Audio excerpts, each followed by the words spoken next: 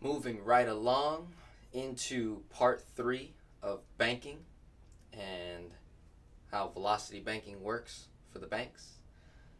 So, in part 1, we went over how the banks work, how they make money to spend the money, right?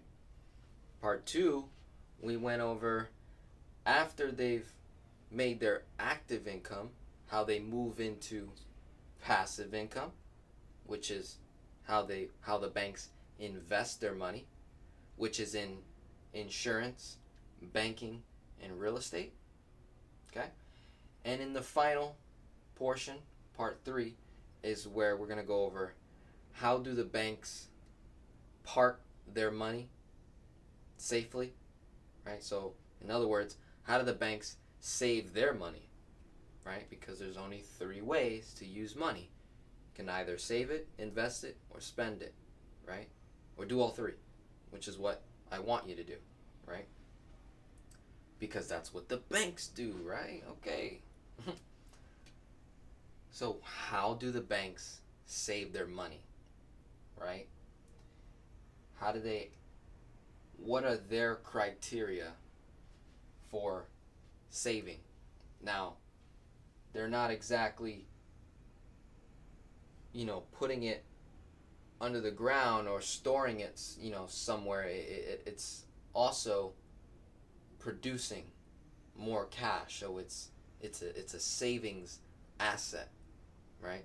I have a video where I talk about what a savings asset is, so definitely you want to check that video out as well. But for this, we're just going to go over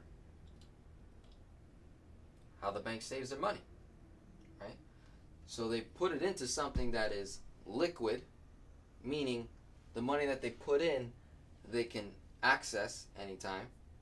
It's safe, meaning it's safe from a real estate crash. It's safe from market crashes, right?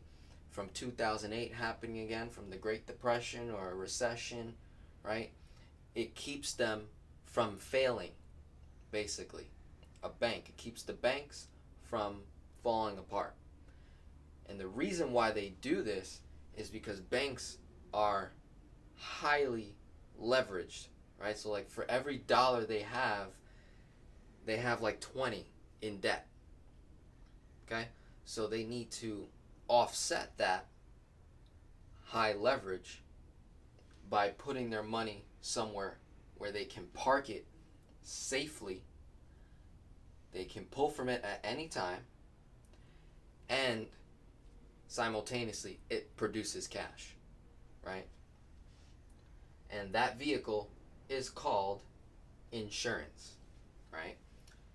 For them, it's called BOLI. For corporations, it's called COLI. Bank-owned life insurance, corporate-owned life insurance, right? Now,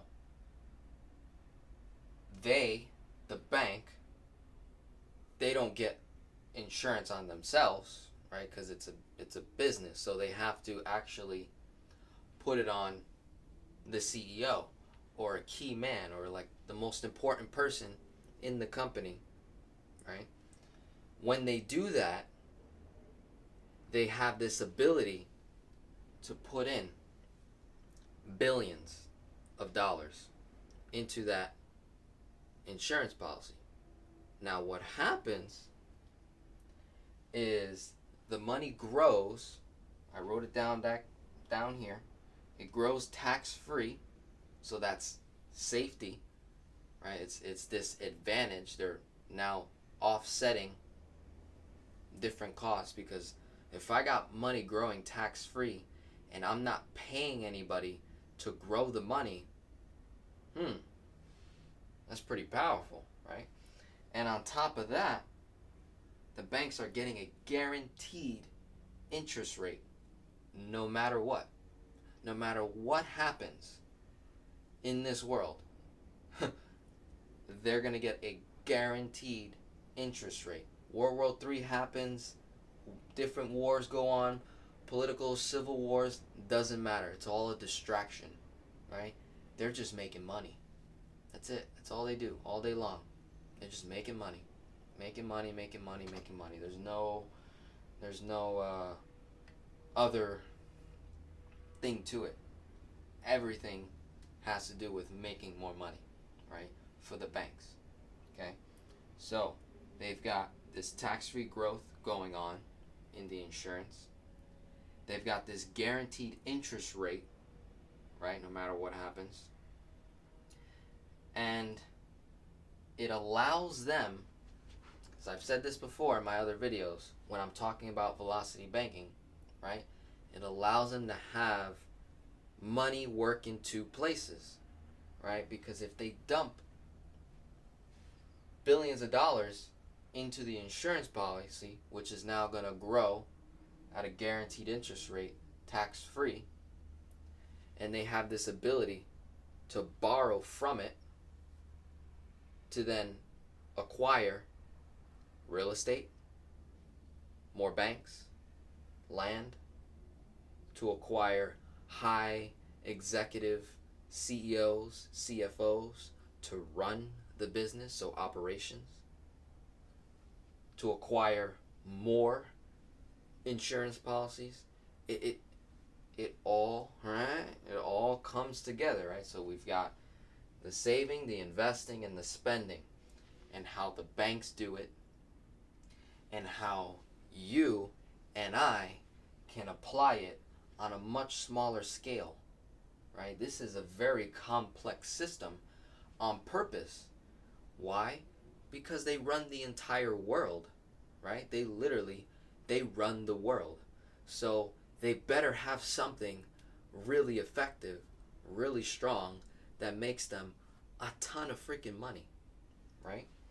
So by you taking a small portion of this and applying this into your household, where you are doing the velocity banking method to get yourself out of debt, to increase your cash flow, to lower your expenses and raise your credit score, to then have you this ability to have passive income growing, right? You can go either way, right? Have a savings asset, right? You want to have that savings asset. Not you want. You need to have that savings asset to protect you, to create this shield around your investments and the money that you spend. This is why saving is so critical. Now the word can get changed to an asset, right? Doesn't matter. As long as that asset is safe, liquid, and produces cash, then you're good, right? The best vehicle in the whole world to meet this criteria, according to banks and corporations, is insurance. Very simple, right?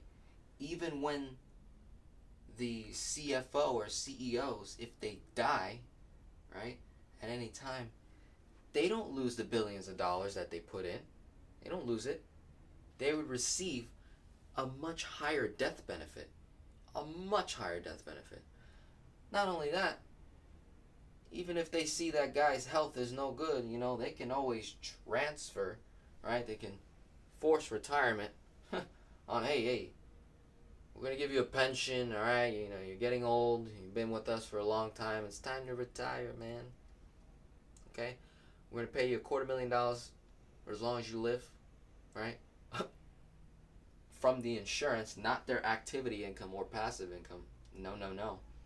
They're going to pay them from the insurance, a pension to that guy, bringing a nice, handsome, young individual, female or male, to run the company that's got a ton of energy, right? Great health, by the way. And they're going to transfer the insurance onto that person. Guess what? The cost of that insurance is going to be even cheaper. Right? So that is how the banks create their savings asset to acquire this shield around investing and spending the money on acquiring assets such as insurance, banking, and real estate, and spending the money that they need to spend to hire employees, to operate the business, all the different business locations, right? And supply more active and passive income driving this thing day in and day out and day in and day out. So you want to be able to apply this into your household, right? And I want to be able to help you do that, right? So if you really liked this series, right, part 1 all the way to part 3, I want you to reach out to me. I'll have my email in the description. You can reach out to me on Facebook, Instagram, whatever you like, okay? I'll have a form to fill out, right?